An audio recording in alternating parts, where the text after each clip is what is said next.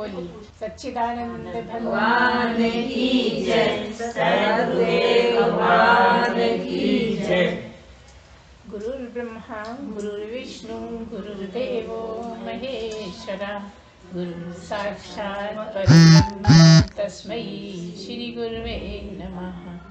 त्वमेव माता च पिता त्वमेव, त्वमेव बन्धुश्च सखा त्वमेव, त्वमेव विद्या द्रविणं त्वमेव, त्वमेव सर्वं मम देव। सर्वे भवन्तु सुखिनः, सर्वे सन्तु निरामया, सर्वे भद्राणि पश्यन्तु मा कश्चित् दुःखभाग् भवेत्। सच्चिदानंद भगवान की जय, सद्गुरुदेव भगवान की जय। यहाँ सभी अच्छे श्रद्धालु लोग बैठे हुए हैं और जिनको भगवान से प्रेम है ना। ऐसे ही लोग आते हैं सत्संग में जिनको भगवान से प्रेम होता है, लेकिन तब भी कुछ समस्याएं रहती हैं। ऐसा लगता है ऐसा नहीं, ऐसा करना चाहिए, ये हम कुछ गलत तो नहीं कर रहे हैं, हमको ये करना चाहिए, हमको वो करना चाहिए, करें कि नहीं करें, करें तो कैसे करें। ऐसे बहुत सारे प्रश्न उठते रहते हैं, शंकाएं बहुत सारी रहती हैं। तो एक प्रश्न है कि हम भगवान को चाहते तो बहुत हैं, प्रेम भी करते हैं, भजन भी बहुत गाते रहते हैं। ऐसा लगता है भजन शुरू करो तो ख़त्म ही ना करो, गाते ही जाओ गाते ही जाओ। मतलब क्या है कि हम भजनों से ही आराधना करना चाहते हैं। बहुत अच्छा है अगर आप मन से करते हो भजन। एक होता है शब्दों को बोलना और एक होता है मन को चढ़ा देना, है ना। तो अगर आप सच में गहरे मन से गाते हैं, गहरे मन के भाव से गाते हैं, तो इससे बड़ी पूजा है नहीं। तब भी ये सब अलग अलग सीढ़ियाँ हैं, है ना। अभी जो आपकी क्लास है वो भजनों की क्लास है। अभी जिस जगह आप खड़ी हैं वहाँ भजन गाना अच्छा लगता है। एक समय ऐसा आता है कि कितना भी भजन गाने वाला होता है, बाद में सब भजन उसके शांत हो जाते हैं। तो ये अभी आपकी तपस्या भजनों के द्वारा चल रही है। धीरे धीरे और भी स्नेह बढ़ेगा, और भी ज़्यादा इच्छा बढ़ेगी भगवान के संग रहने की, उससे प्रेम बढ़ेगा। जैसे हम अपने पड़ोसियों के से मिल के खुश होते हैं, संबंधियों से मिल के खुश होते हैं, सहेली से दोस्त से मिल के खुश होते हैं, ऐसा स्थिति आएगी कि भगवान से मिलने का मन होने लगेगा। अभी मिलने का मन नहीं है, अभी ऐसा नहीं लगता कि लगता है मैं कहाँ वो कहाँ, इतना अंतर, वो कैसे मिलेगा। सहेली से मिलते हैं तो कुछ परेशानी नहीं है कि जैसी वो है वैसी हम हैं। रिश्तेदारों से मिलते हैं तो जैसे हम हैं वैसे वो हैं, मिल लिए एक ही स्तर के, है ना। जैसे संसार में संसार वालों से सबसे मिलते रहते हैं, कभी किसी से कभी किसी से, किसी के यहाँ बुलाया तो सबसे मिलना जुलना बातचीत करना बड़ा अच्छा लगता है, बहुत अच्छा लगता है। लेकिन कभी ऐसा मन नहीं होता कि उस मेरे प्यारे से मिलना हो। अभी ऐसा नहीं लगता कि परमात्मा से मिलना हो जाए, कुछ ऐसा हो जाए कि कभी हम हमारे सामने आके खड़े हो जाए वो, हम उनसे भी हेलो कर लें, है ना। हम सबसे पूछते रहते हैं हाल क्या है, कैसा चल रहा है, लेकिन परमात्मा कभी हमसे भी तो पूछ लें, ऐसा मन होता है। तो क्यों नहीं होता। जब नहीं होता तो क्यों नहीं होता परमात्मा, क्योंकि अभी वो स्थिति नहीं बनी है। अभी वो आपकी ऐसी स्टेज नहीं आई है कि आपका उस तरह का मन हो कि भगवान मेरे सामने बैठे हैं, मैं नहला रहा हूँ, मैं माला पहना रहा हूँ, मैं कपड़े पहना रहा हूँ। वो बड़े भाव से, जब हमारे घर में छोटा बच्चा होता है तो हम कितने प्रेम से उसको पहनाते हैं, नहलाते हैं, मालिश करते हैं, जाने क्या क्या करते हैं, है ना, बहुत प्रेम से। लेकिन ऐसा कुछ लगता है कि ये मूर्ति है, मूर्ति को क्या नहलाएं, मूर्ति को क्या पहनाएं। तो ये मूर्ति कब साकार लगने लगती है, जब आपके भाव उठने लगते हैं, जब आपको ये लगता है यही मेरा सब कुछ है, और सचमुच में मूर्ति ही साकार जैसी हो जाती है। हम दो तरह से पूजा करते हैं, एक निराकार की, एक साकार की। लेकिन पहले तो साकार का ही है। भारतवर्ष में पहली क्लास जो है वो साकार की ही है, निराकार बाद में है। अब आपको लगता है बहुत से लोग हैं जो सीधा निराकार की ही बात करते हैं, कोई साकार की करते हैं तो निराकार से चिढ़ते हैं। ये कम ज्ञान होने के कारण है। अगर निराकार में अभी हैं, इसका मतलब पहले कर आए हैं बहुत पूजा पाठ। अगर निराकार को ही भजना चाहते हैं, निराकार में ही मन लगता है, निराकार की ही चर्चा करते हैं, ज्ञान में ही बैठना चाहते हैं, इसका मतलब यह है कि एक ही जन्म नहीं हमारा, हमारी तो यात्रा बड़ी लंबी चल रही है। जब हम मनुष्य जन्म में आके कर्म बहुत ज़्यादा बढ़ा लेते हैं तो बीच में नीचे की योनियों में जाना पड़ता है। काहे के लिए जाना पड़ता है? कर्म काटने के लिए जाना पड़ता है ना। वहाँ हमारे लगातार कर्म करते रहते हैं। लेकिन जहाँ तक हमने मनुष्य जन्म में यात्रा करी थी, और जब कर्म काट के आते हैं तो फिर से मनुष्य जब बनते हैं तो यात्रा वहीं से शुरू होती है। जहाँ तक हमने की उसके आगे की यात्रा बढ़ती है। तो अगर पिछले जन्मों में हमने बहुत से कर्म कर लिए तो उससे आगे की कक्षा में बैठेंगे।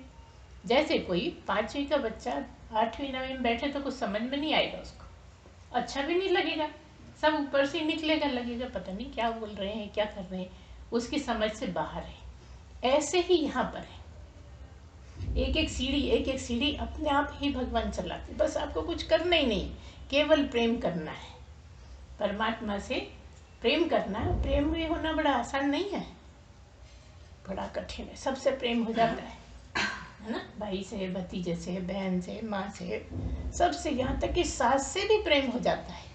ऐसे भी परिवार हैं जहाँ सास बहू का भी बड़ा प्रेम होता है, लेकिन उस परमात्मा से वही तो मुश्किल है। सबसे मोह हो जाता है लेकिन परमात्मा से मोह नहीं होता।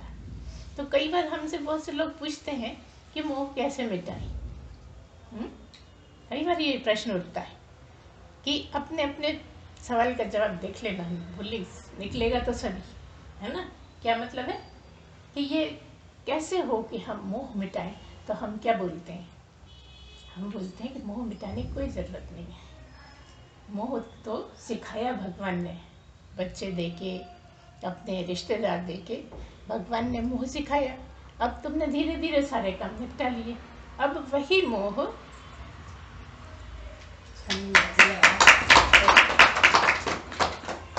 पहले सिखाया कि कैसे कैसे तुम्हारा मन भटकता है अपनों के लिए, कैसे परेशान होते। नौकरी के गए हो, नौकरी पे बच्चा घर में है तो बस वही वही याद आता है कि पता नहीं उसको दूध पिलाया होगा कि नहीं, पता नहीं उसको सो पाया होगा कि नहीं, किसी ने अच्छे से रखा है कि नहीं, है ना। ऐसे भगवान सिखा रहा था आपको, मोह करना सिखा रहा था। और ये मोह है, माया है, ममता है, ये सब चीज़ें आपको सिखाई गई हैं। पहले आपका परिवार बसा के, दुनिया बसा के ये सब सिखाया गया।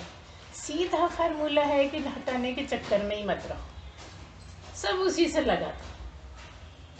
प्रेम भी जो सबसे करते थे उसी से प्रेम करने लगा। अब कहो ये तो कोई आसान नहीं, क्यों? बहुत आसान है। कोई भी है, कोई भी रिश्ता है, उसमें भगवान बैठा है कि नहीं? परमात्मा तो बैठा है ना, निश्चित है ना, परमात्मा ही बैठा है। और वो तो एक हर समय के लिए आया है और अभी दिखता है, दिखना बंद हो जाएगा। बचेगा कौन? परमात्मा ही बचेगा, है ना। जो भी जीव है, एक तो शरीर है और एक परमात्मा है, दो चीज़ों से मिलकर बना है। तो अभी तुम उस शरीर को चाहते हो, उस शरीर से प्रेम करते हो जो खत्म हो जाने वाला है, लेकिन उसमें एक ऐसा बैठा है जो खत्म नहीं होता। पहले भी था, आज भी है और आगे भी रहेगा। वो कौन? तो प्रेम उससे ही करना है, वो तुम्हारा ही अंश है, तुम उसके ही अंश हो। आपको ये गलत लग सकता है कि वो हमारा अंश है। हमने तो ये सुना है कि जीव अविनाश, जो जीव है वो अंश है, लेकिन हम ये कह रहे हैं कि वो बच्चा तो आपका अंश है ना, और परमात्मा के अंश आप हो। तो जो उस बच्चे में जो बैठा है उसी को नमस्कार, उसी को प्रेम, उसी से मोह, उसी से राग, उसी से सब कुछ उसी से करो, क्योंकि वही असली है। बच्चा तो दिखता है कौन? जो है, जो नहीं दिखता, उसी की बात करनी है।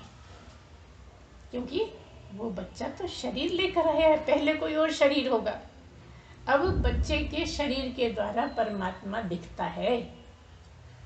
परमात्मा दिख रहा है, बच्चा नहीं दिख रहा। सोचो तो बात कहाँ की है। जो भी दिखता है उसके रूप में परमात्मा दिखता है। अब वो चाहे बच्चे का रिश्ता हो, चाहे बहन का रिश्ता हो, भाई का रिश्ता हो, सहेली हो, दोस्त हो, कोई भी हो, लेकिन है कौन? वो जो सारे रिश्तों में रहता है वही।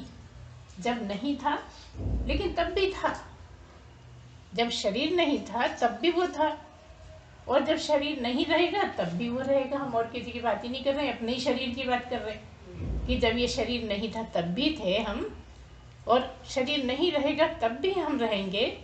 ये बीच का मौका मिला है, बड़ा शुभ मौका है ये, कि शरीर लेके आए जिससे तपस्या हो सकती है। बिना शरीर के तो तपस्या होती नहीं है। तो ये जो मौका बीच का है ना, इसका फायदा उठा लो बस, है ना। इन शरीरों में ही वो रहता है। इस शरीर से तपस्या करके उस शरीर की आत्मा को परमात्मा जैसा देखना आ जाए तो सबसे प्रेम मतलब परमात्मा से प्रेम, परमात्मा से प्रेम मतलब सबसे प्रेम, है ना। तो जब तुम्हें सबसे प्रेम होगा तो परमात्मा से हो जाएगा।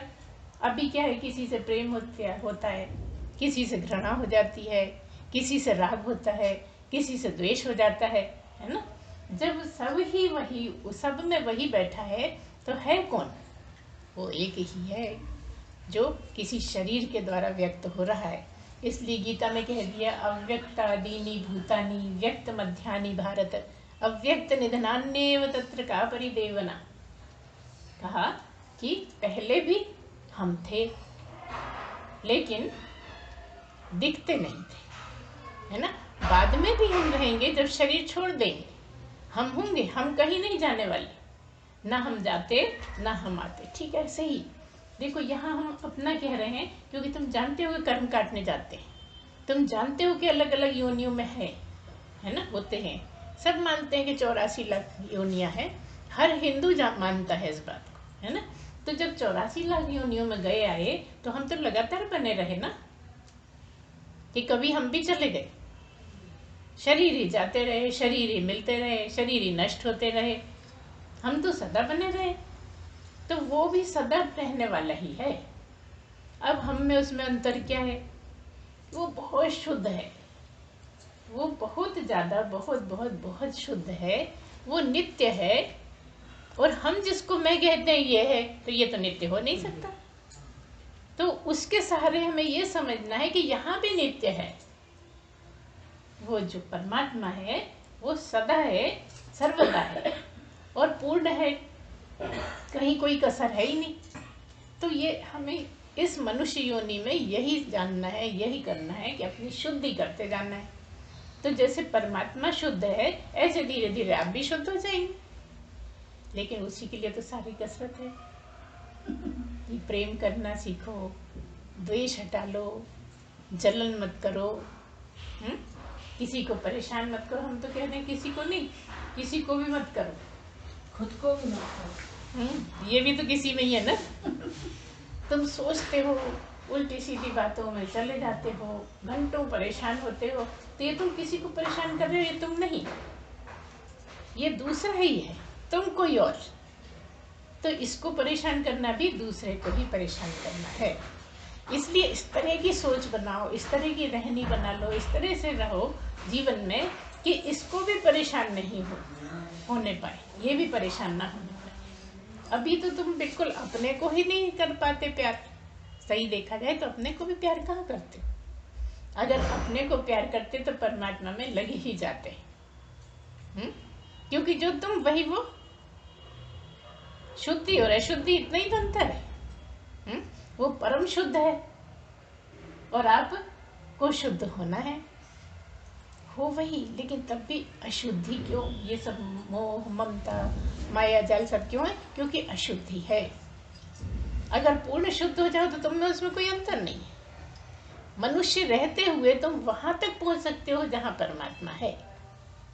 सोचिए कितना सौभाग्य जगह है कि मनुष्य काया लेके बैठे हैं, मनुष्य शरीर लेके बैठे हैं।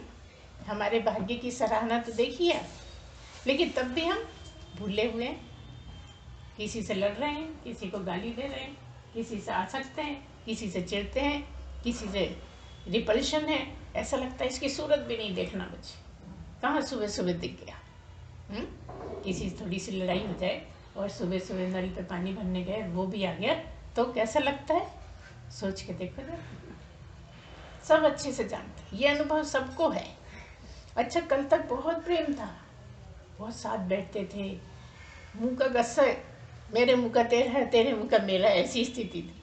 और जब लड़ाई हुई तब वही के वही हैं, कुछ बदला नहीं। लेकिन क्या हालत है, यही तो हटाना है, और यही हटाना है, और कुछ हटाना ही नहीं। ये जो तरीका है ना आपका, यही बस गलत है। परमात्मा ऐसा करते नहीं। परमात्मा सबको एक नज़र से देखते, ना किसी को ज़्यादा ना किसी को कम, ना किसी से जलन ना किसी से प्रेम। तो परमात्मा के गुणों को ध्यान कीजिए और वो गुण अपने में ग्रहण करिए, यही तरीका है। जो पूछा ना आप लोग ना क्या करें कैसे करें, तो जो परमात्मा में पहले मगन होके उसकी याद करो, उसके गुणों को ढूंढो, उसके गुणों को सोचो, और फिर वो गुण मैं कैसे अपने अंदर शुरू करूं, पैदा करूं, है ना, बर्ताव में लाऊं, मेरी रहनी वैसी हो जाए। तो वो तो चलता नहीं है, तुम तो चलते हो। वो बोलता नहीं है, तुम बोलते हो। तुम्हारे पास नंबर ज्यादा है ना, उससे भी ज्यादा हो तुम। उसके पास शरीर नहीं, तुम्हारे पास शरीर है। कभी राम का शरीर चाहिए उसको, कभी कृष्ण का शरीर चाहिए, कभी हनुमान जी का, कभी गणेश जी का, है ना। तुम्हारे पास ऑलरेडी शरीर है, लेकिन तब भी तुम उससे उल्टा चलते हो। देख ही नहीं पाते कि उसमें क्या खूबियां हैं, समझने का प्रयत्न ही नहीं करते कि मुझ में उसमें क्या अंतर है। इतना स्पष्ट अंतर दिखता है, और उस खाई को भरना मुश्किल नहीं है मनुष्य जन्म में। जो अंतर की खाई है उसको भरना के लिए तो हमें मनुष्य बना के भेजा है। जब मनुष्य बना के भेजा है तो पहले हम आए जगत में, छोटे बच्चे थे, धीरे धीरे अपनी माँ को पहचाना, पिता को पहचाना, अपने परिवार के सदस्यों को पहचाना, सबसे बर्ताव करते रहे, है ना। धीरे धीरे जब बड़े हुए, लोगों को पहचाना, लोगों को जाना, संसार को जाना, लेकिन एक चीज जानने की कोई लालसा नहीं रही। वो या तो कह दो परमात्मा या कह दो खुद को। सबको जानते रहे, खुद का ध्यान ही नहीं, खुद का कुछ नहीं पता कि हम कितना गलत कर रहे हैं। हम क्या क्या गलत जो नहीं करना चाहिए वो करते हैं, और कुछ भी थोड़ा सा गड़बड़ हो जाता है तो कितना उसमें डूब जाते हैं। कई कई दिन निकल जाते हैं, और कई दिन के बाद जैसे तैसे भूलते हैं, और बीच में याद आती तो फिर उसी में चले जाते हैं। होता है ना, बड़ी मुश्किल से तो भूले और फिर याद आ गई तो फिर उलझ के रह गए, तो फिर जाने क्या क्या सोच लिया। बस यही जो सोचना है ना, यही तो नीचे के कर्म जन्मों में ले जाता है। सोचना कम हो जाए, जब गलत सोचने में आए तब परमात्मा की याद में चले जाओ। ये कठिन है क्या, बताओ। अच्छा, भजन गाने वाले हो तो भजन गुनगुनाने लगो, पूजा करने वाले हो तो मानसिक पूजा करने लगो। कोई उतना बैठ के नहलाना उतनी पूजा थोड़ी। जिसने भगवान में मन लगा दिया, असली पूजा वही है। आप दिन भर नहलाओ, कुछ नहीं होना है। एक खिलौने के लिए नहलाने से ज्यादा कुछ नहीं है। आप दिन भर कपड़े पहनाओ, क्या होगा जब मन ही वहां उपस्थित नहीं है, मन तो इधर उधर घूम रहा है।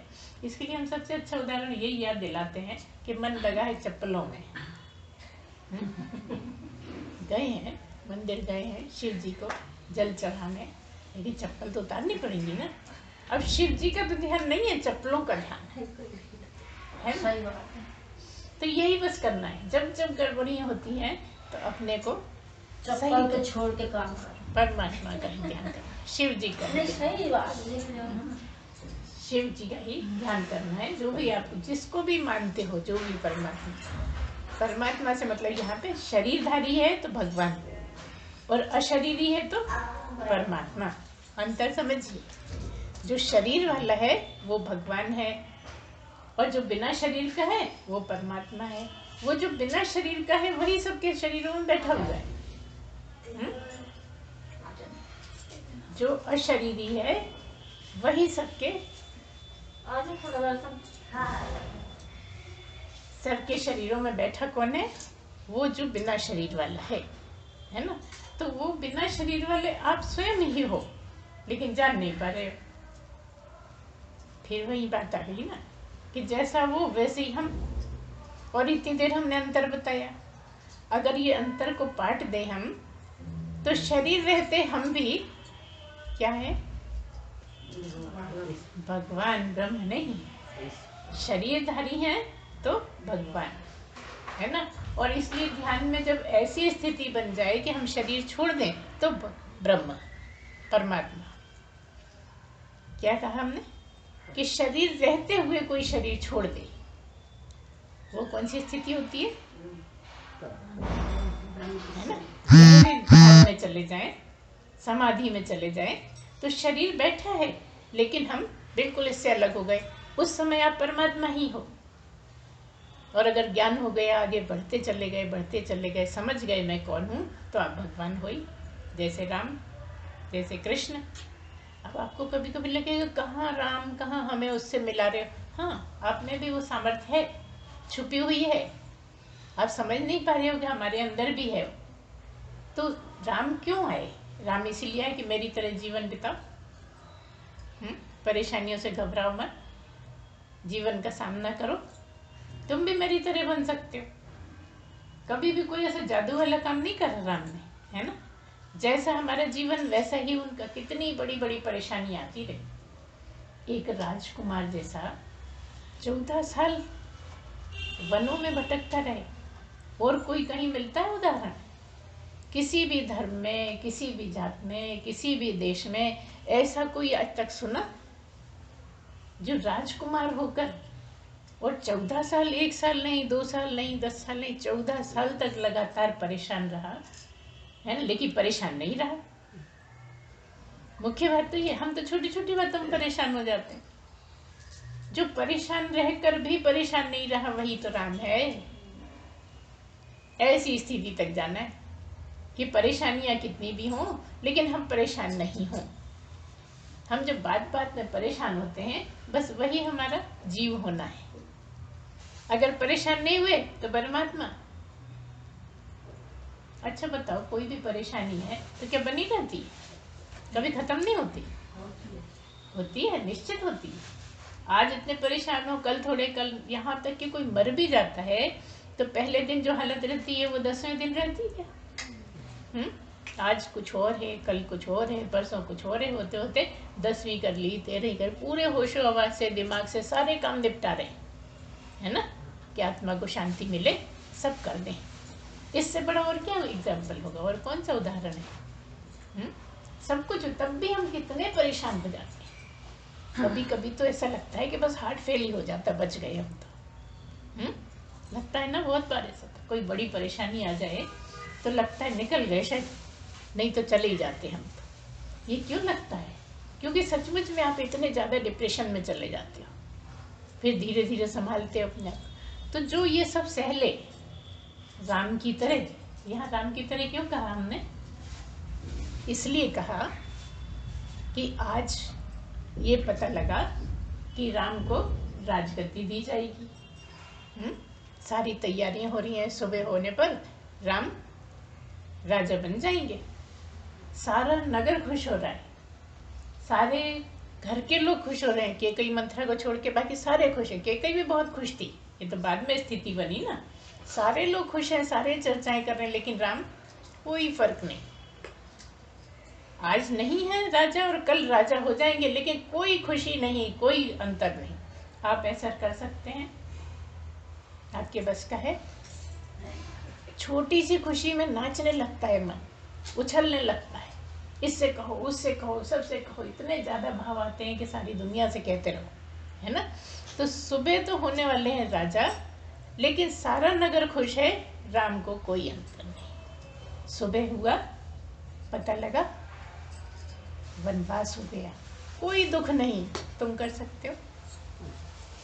अरे जरा सी चीज, मान लीजिए साड़ी खरीदना है, यहाँ सारी महिलाएं बैठी हैं, साड़ी खरीदना है, पैसे का जुगाड़ कर रहे थे, नहीं हो पाया तो मन कैसा गिर जाता है? याद करो, केवल साड़ी। और यहाँ राज्य, जब राज्य मिलने वाला था तब भी खुश नहीं थे, और राज्य नहीं मिला तो भी दुखी नहीं है, वो है राम। और वो तुम हो। तुमने कहाँ रुला रखा है अपने आप को? कहाँ रुल रहे हो? धूल में, मिट्टी में, गलत विचारों में, गलत भावनाओं में। बस यही तो गलती है हमारी। नहीं तो यही चांस है, राम हो जाने का चांस यही है। इसलिए हम कृष्ण की बात नहीं करते, क्योंकि कृष्ण का तो आप मानोगे ही नहीं कि नहीं, देखो गोवर्धन पर्वत उठा लिया। इसलिए हम कृष्ण की यहाँ नहीं कर रहे हैं। राम आए ही इसलिए थे कि सीधा तुम्हें समझाया जाए कि मैं भी मनुष्य और तुम भी मनुष्य, और जो मैं कर रहा हूँ कोई ऐसा काम कुछ भी नहीं है कि तुम ना कर सको। लेकिन कितने लोग हैं जो थोड़ा सोच भी पाए कि हम भी राम के जैसा जीवन बिताएंगे? कोई है ऐसा? अरे कहाँ राम, कहाँ हम, इतनी बातें बनाते हैं जैसे कुछ जादू वादू करते रहे सारे जीवन क्या? कि उनने जादू कर दिया, हमसे जादू नहीं बनेगा। इतना अच्छा जीवन हमारे लिए सैंपल दिया उन्होंने, लेकिन हम कर ही नहीं पाते और जीवन व्यर्थ कर देते हैं। लगातार गलत बातों में, गलत भावनाओं में, गलत व्यवहार में, गलत रहनी करके हम अपने आप को कितना गिरा लेते हैं। आए काय के लिए थे? उठाने के लिए, और जाते टाइम कितने गिर गए। क्या है? सारी दुनिया में सबसे श्रेष्ठ मनुष्य है। मनुष्य के बाद केवल देवता भी नहीं है, मनुष्य के बाद सीधा परमात्मा तक जाने का मौका है। अब आपको तो ये बात बुरी लग जाएगी कि भाई मनुष्य ऊंचे बता रहे हो, देवता नीचे बता रहे हो। ध्यान से सुनिए क्या कह रहे हैं। बंद कर दीजिए। हम ये बोल रहे हैं कि मनुष्य को हमने ज्यादा बता दिया और देवता को कम बता दिया। क्यों बता दिया? क्योंकि अभी उसके पास मनुष्य चोला नहीं है और तुम्हारे पास है। तुम्हारे पास सुनहरी अवसर है। देवता के पास शरीर न होने के कारण वो नहीं पा सकता जो तुम पा सकते हो। तो तुम ज्यादा भाग्यशाली कि देवता ज्यादा भाग्यशाली हो ना? तो ये अवसर चला गया, देवताओं की नकल करते हो, देवताओं के पास जाना चाहते हो, देवताओं को प्यार करते हो, देवताओं की पूजा करते हो। कृष्ण कह दिया कि मुझे ही पूजो, मेरे और तुम्हारे बीच में किसी को मत लाओ, सीधा मुझे ही, मेरी पूजा करो। कोई भूतों को पूछते हैं तो भी कृष्ण को ही जाता है, कोई देवताओं को पूछते हैं तो भी कृष्ण को ही जाता है। वही प्रेम बढ़ा देते हैं तुम्हारा। देखो ऐसे हैं, चिढ़ते नहीं है कि मुझे प्यार नहीं कर रहे, उसको कर रहे। भूत को प्यार करते, मुझे नहीं करते। भूतों को ही पूछते हैं ना बच्चे लोग, हैं? पुरखों को पूछते रहते जो चले गए। जब तक थे, जब तक उनका काम नहीं किया, तब तक उनको बड़ों जैसा भी नहीं माना, बहुत खराब व्यवहार करते चले रहे। और जब चले गए तब अब तो डर लगेगा ही, क्योंकि अपना कर्तव्य नहीं निभाया। अब तो डर लगेगा ही, क्योंकि मन की मन जानता है कि हमने क्या क्या नहीं किया। इसलिए जीते जी मनुष्य शरीर रहते जो जो कर्तव्य हैं सारे कर लो, निपटा दो। हर एक के, कोई भी रिश्ता हो, कोई भी हो, जो जो कर सकते हो, केवल तुम चुकाने ही आए हो। कोई तुम्हें चुकाएगा, किसी को तुम चुकाओगे। बस लेन देन के अलावा कुछ भी नहीं है। जितना लेन देन उतरता जाएगा उतना आप परमात्मा के समीप जाते जाओगे। और उसने मनुष्य बना के बहुत समीप खड़ा कर दिया है।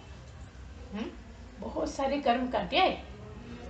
बहुत छोटी से छोटी योनि से चलते चलते चलते चलते चलते चलते चलते चलते मनुष्य बने सबसे ऊपर की योनि में, है ना? और अब क्या क्या मौका था परमात्मा बनने का। लेकिन कोई विरला, हजारों में, लाखों में, करोड़ों करोड़ों में कोई विरला वहां पहुंचता है। तो क्या आप नहीं पहुंच सकते? उसमें से एक आप नहीं हो सकते? कि आप नहीं हो सकते कि कौन नहीं हो सकता? जितने ही बैठे ये तो पक्का ना मनुष्य बैठे कि कुछ और? सब मनुष्य हैं। गारंटी है आपके पास, गारंटी कार्ड लेके आए हो एंट्री के लिए, है ना? प्रवेश द्वार में। तो क्या सोचते हो कि स्वर्ग का प्रवेश द्वार मिल जाए? बस यही तो भूल कर जाते हैं, ये नहीं समझ पाते। स्वर्ग के प्रवेश द्वार से कुछ नहीं मिलना है। स्वर्ग जाओ, फिर नर्क जाओ, फिर यहीं आ जाओ। तो यहाँ रहते हुए ऐसी जगह जाओ जहाँ लौटना ही नहीं हो। बस वही सब हम सिखाते हैं, उसी का ठेका दे रखा है हमको हमारे गुरुदेव कि जो काम मैं करता हूँ वही तुम करो, है ना। तो इतना अच्छा मौका है आपका।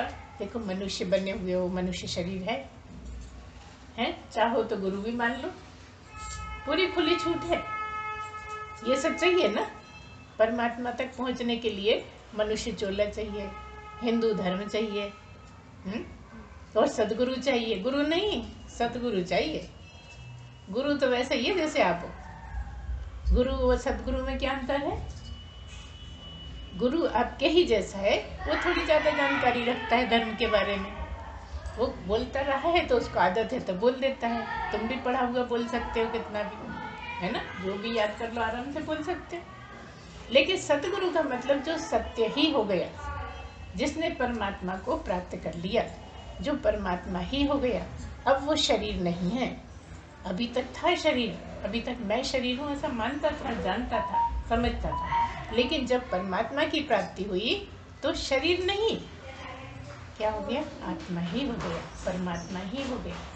और वो तुम्हारे लिए पूरा पूरा चांस है। यहाँ हम बार बार इसीलिए कहते हैं कि बड़ा सुनहरा अवसर है जहाँ से फिर नीचे न जाने पाओ। हर योनि से नीचे चले जाते हैं कर्मों के कारण। मनुष्य बन के इतनी ऊपर की योनि में आके फिर नीचे चले जाते हैं हम कितनी कितनी बार कर्म काटने के लिए। लेकिन ऊपर तो कभी ध्यान ही नहीं दिया कि ऊपर भी बस एक ही सीढ़ी बची है। इतनी हजारों सीढ़ियां पार करते करते, कभी कभी देवी जी के बड़े ऊंचे ऊंचे मंदिर रहते हैं, है ना। कभी कभी तो एक एक सीढ़ी चढ़ना बड़ा मुश्किल हो जाता है। मान लो कि तुम आखिरी सीढ़ी तक पहुंच गए, बस एक सीढ़ी बच गई और अब दर्शन हो नहीं रहे, तो बताओ क्या रहेगा, क्या हालत रहेगी तुम्हारी। कि 1000 सीढ़ी तो चढ़ ली थी, बस 1001 थी ना, उस पे नहीं चढ़ा गया, उसके बाद हम वापस आ गए। सोचो, ऐसा ही हो रहा है हमारे साथ। इतनी ऊंची चोटी पे जाने के लिए बस चोटी ही छोड़ दी, जहाँ सब कुछ होना था, जहाँ सब कुछ मिल जाता, जहाँ कुछ बचता ही नहीं। वो ही कुछ तो जरूर आपके भाग्य जगे जो हमारा मिलना हुआ होगा, है ना। सदगुरु का मिलना तो जब ही होता है जब कुछ विशेष होता है आप में, है ना। आज नहीं तो कल तो प्रेम होना ही है परमात्मा। सदगुरु का मिलने का मतलब ये है कि अगर तुम परमात्मा से प्रेम नहीं कर पाते, अगर भगवान को जैसा चाहते हो कि हम ऐसा भी करें, नहीं कर पाते, इसीलिए गुरु मिला है कि गुरु से प्रेम करो। तुम्हें आदत शरीरों से प्रेम करने की है, इसलिए भगवान ने सदगुरु भेजा है कि लो ये शरीर, लेकिन इसमें जो रहता है ना उससे प्रेम करना है। इस दिखने वाले के बहाने उससे प्रेम करना है जो नहीं दिखता, और वही सदगुरु है। सदगुरु दिखने वाला नहीं है। अभी जो गुरु माँ दिख रही है ना, ये सदगुरु नहीं है। ये जो बोल रहे हैं वो सदगुरु है। तो प्यार तो दिखने वाले से करोगे ना। जो शुद्ध प्यार होता है, जो शुद्ध प्रेम है, उसमें शरीर से कुछ लेना देना नहीं होता, है ना। तो जब तुम प्यार करते हो, प्रेम करते हो, तो जो उसमें रहता है उससे प्रेम होने लगता है, और बस वहीं तक तो जाना है जो सदा है। जो गुरु माँ के मरने के बाद भी, क्या गुरु माँ मर जाएंगी? बताओ, कौन समझता है इस बात? तो गुरु माँ तो मरने वाली नहीं, जो सदा रहे। और ऐसा भगवान ने, परमात्मा ने बस सदगुरु ही बनाया है कि तुम मुझे प्रेम नहीं कर पाता तो सदगुरु से कर, मैंने इसीलिए तुझे दिया है। तो चक्कर हो जाता है कि शरीरों के चक्कर में पड़ जाते हैं लोग। क्यों पड़ जाते हैं? क्योंकि असली गुरु नहीं है। जहाँ भी ऐसी वारदातें होती हैं वो असली सच्चा गुरु नहीं होता, इसलिए हो जाता है। यही तो सबूत है। जो सच्चा गुरु होगा उसका उस तरह का होएगा ही नहीं, उसका व्यवहार वैसा नहीं होगा, उसका बातचीत वैसी नहीं होगी, क्योंकि वो सबसे छूट गया है जहाँ रिस्क है, जहाँ गड़बड़ होने का रिस्क है। कितने भी एक महिला कितने भी आदमियों में बैठी है, अगर वो जगी हुई है तो कोई झंझट नहीं। एक जागा हुआ पुरुष कितनी भी महिलाओं में बैठा हुआ है, कोई फर्क नहीं। उसके एग्जाम्पल है कृष्ण। अब बिगाड़ के तो बोल देते हैं भाई इतने खराब थे वो, तो देखो गोपियों के बीच में रहते थे, पुरुष होके रहते थे। लेकिन यही तो समझने की बात है कि वो क्या थे जो इतनी औरतों के साथ रह पाते थे। कोई साधारण रह सकता, कोई साधारण महिला रह सकती है, साफ सुथरी बनी रहे और 50 आदमियों के साथ रह पाए, रहेगी क्या? कोई ना कोई को तो पकड़ ही लेगी, है ना। तो यही सब है, यही रहनी सीखना है, यही रहने का ढंग सीखना है हमें। यहाँ मनुष्य रह के बार बार सत्संग इसीलिए सुनना है कि भूल तो जाते हैं, यहाँ से सीढ़ी उतरेंगे सब भूल जाएंगे, कितनी देर याद रहता है। इसलिए बार बार चोट देते देते वो असर हो ही जाता है। जैसे हम जब सोना गढ़ते हैं, उसको चोट देते हैं तो चाहे जैसे बना लेते हैं। लोहे को जब गरम करके खूब ठोकते पीटते हैं, चाहे थाली बना लो, चाहे गिलास बना लो, या चाहे जो बना लो।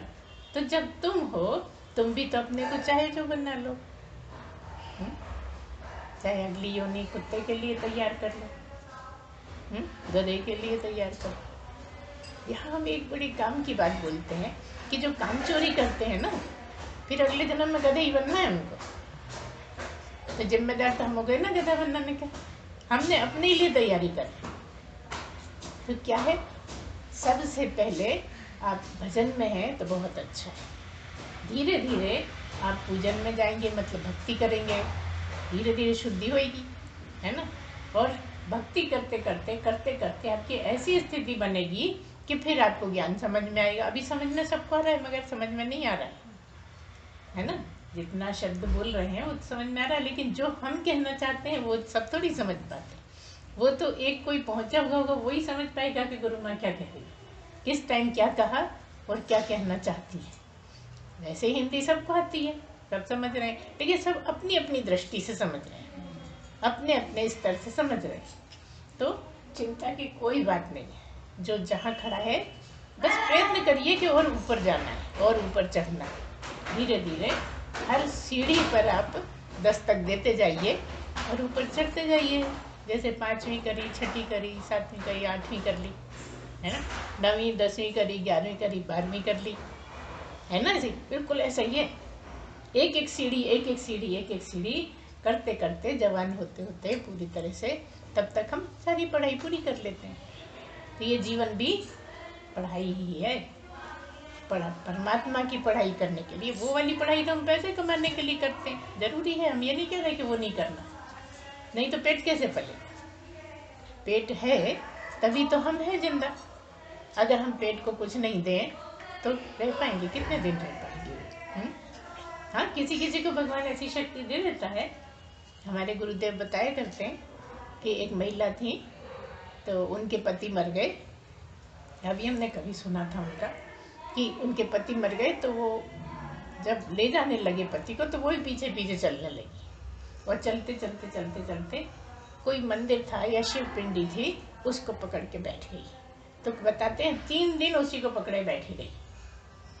उस शिव जी की जो शिवलिंग था, उसको 3 दिन उसी से लिपटी बैठी रही। फिर बड़ी जबरदस्ती कर करके लोगों ने उसे छुड़ाया, घर छोड़ के आए।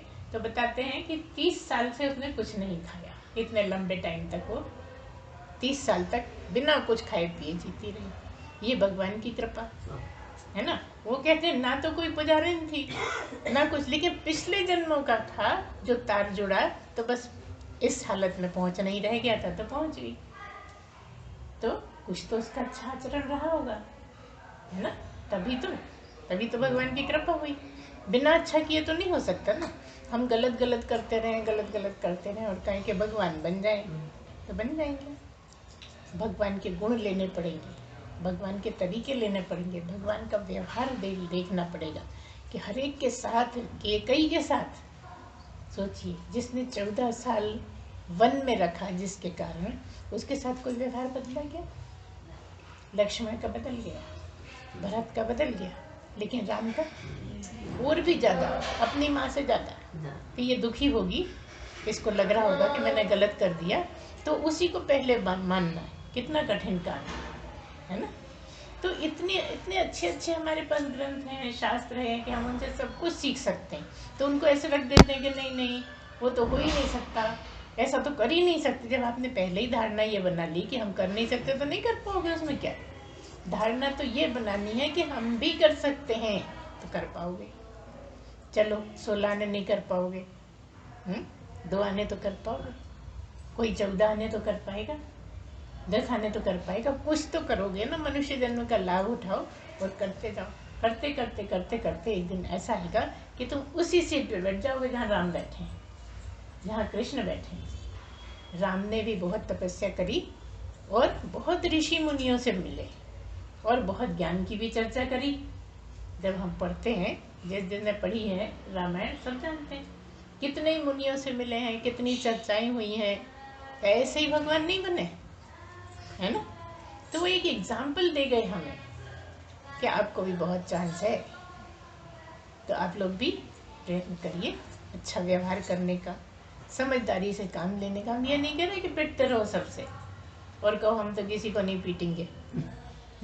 हमने ये कभी भी नहीं कहा कि तुम धोखा खाते रहो, तुम पिटते रहो। लेकिन एक ऐसा आचरण बना लो जिससे नुकसान नहीं हो और सबको टैकल कर पाओ। जहाँ तुम्हें सह सकते हो वहाँ सहो, जहाँ समझाने से काम चले समझो, है ना। और जब कोई सद्गुरु बन जाता है तो ऐसा थोड़ी कि वो गुस्सा नहीं करता, बहुत गुस्सा करना पड़ता है। इतने सारे शिष्य होते हैं, बड़े बड़े गुरुओं के देखो आश्रम भरे पड़े हैं ना, तो बिना डांटे पीटे तो काम नहीं चलता ना। लेकिन अंतर क्या है हम में और उनमें और हम में अंतर ये है कि आपका असली गुस्सा है और हमारा नकली गुस्सा है। हमें गुस्सा करना पड़ता है, हमें गुस्से की एक्टिंग करनी पड़ती है। अभी कहा ना कि सब सीख रहे थे पहले से, बचपन से अभी तक सब खाली मोह नहीं सीख रहे थे, प्रेम नहीं सीख, गुस्सा करना ही वह सीखा ना। तो वो सब जब सदगुरु बन गए तो उसकी भी आवश्यकता पड़ी और बन बन के आप लोगों को भी डांटना पड़ता है। तो प्रेमी हैं बहुत से जो बुरा नहीं मानते और खुश हो जाते हैं कि हम खास हैं जो हमें डांटा। अच्छा देखो गुरु माँ भी उसी को डांटेंगे ना जैसे अपना समझेंगे, हर किसी सड़क चलते को तो नहीं डांटेंगे ना। तो कभी कभी तो गुस्सा होके बुरा भी मान जाते, बोलते भी नहीं है बहुत दिन तक। तो और कोई ऐसे हैं कि अपने मन पे इतना काबू है कि नहीं गुरु ने डांटा है, गुरु ने कहा है, इसका मतलब हमें उस पर चलना है। तो इस तरह से हर एक अपना जीवन सुधार सकता है। ये धीरे धीरे आप अपने में चेंज लाइए। ठीक है अभी तक थे ऐसे, हम कुछ ऐसा नहीं कह रहे कि आप बहुत बुरे, ऐसा होता है हर जीव के साथ, जीव है ही वो। तो धीरे धीरे परिवर्तन लाइए, धीरे धीरे अपने मन को मनाइए, धीरे धीरे समझाइए कि अब ऐसे नहीं चलेगा, क्योंकि मैं और ऊपर की सीढ़ी पे जाना चाहता हूँ जो आखिरी सीढ़ी है। यहाँ आके और आखिरी सीढ़ी छूट जाए, नीचे वाली सीढ़ी पे तो नहीं जाना ना कम से कम। चलो आखिरी छूट गई, अगली जन्म में चले जाएंगे, तैयारी तो कर सकते हैं ना। तो लगे रहिए, करते रहिए, है ना। सभी को जाने की भी लग रही होगी, लेकिन बहुत शांति से सबने अच्छे से सुनते रहे, प्रेम से सुनते रहे। ऐसे ही प्रेम बढ़ाते रहिए गुरु परमात्मा से, परमात्मा से नहीं होता तो गुरु से। और मिलते रहिए समय समय पर, जहाँ भी सुनते हो तो हाँ आते रहिए। हमारा खूब प्रेम है आपके ऊपर, है ना, बहुत आशीर्वाद है। क्योंकि ऐसे भाग्यशाली आज के ज़माने में बहुत कम है जो इतनी शांति से धीरज से सुने, समझना चाहें, अपने जीवन में उतारने का प्रयत्न करें। ऐसे आप जैसे लोग ही होते हैं जो मानते हैं कि हाँ हमें भी आगे बढ़ना है। क्योंकि मनुष्य जन्म में अगर ये नहीं किया तो कुछ नहीं किया, सब कुछ कर लिया लेकिन ये नहीं किया तो क्या किया, बाकी सब तो यहीं रह जाना है। कितना भी पैसा कमा लिया रह तो यहीं जाना है ना, कितने कपड़े इकट्ठे कर लिए सब रह जाना है, जूते कितने कर लिए 1-2 दर्जन सब यहीं रहना है, तो साथ क्या जाना है, षट संपत्ति जाना है। जिसने कमाई कर ली, जिसने मन को साध लिया, है ना, जिसने इंद्रियों को कंट्रोल कर लिया,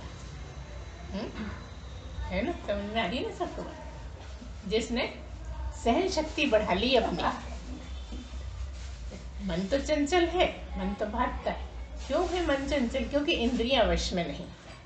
इंद्रियां वश में होंगी तो मन भी कंट्रोल में आएगा। तो ये सब चीजें हैं आपको जो आपको धीरे धीरे जगत से हटा के परमात्मा से मिला देगी। जगत से थोड़ी हटोगे, कहीं चले जाओ, पर जगत से तो हट ही नहीं सकते। कोई ऐसा महात्मा बताओ, कोई ऐसा ऋषि मुनि बताओ जो जगत में नहीं है, बता दो। या खाना नहीं खाता हो, एक हमने घटना सुनाई, लेकिन इतने सारे बैठे हैं, कोई ऐसा है? कौन सी चीज़, कौन सा काम नहीं करता जो आप करते हो वो नहीं करता?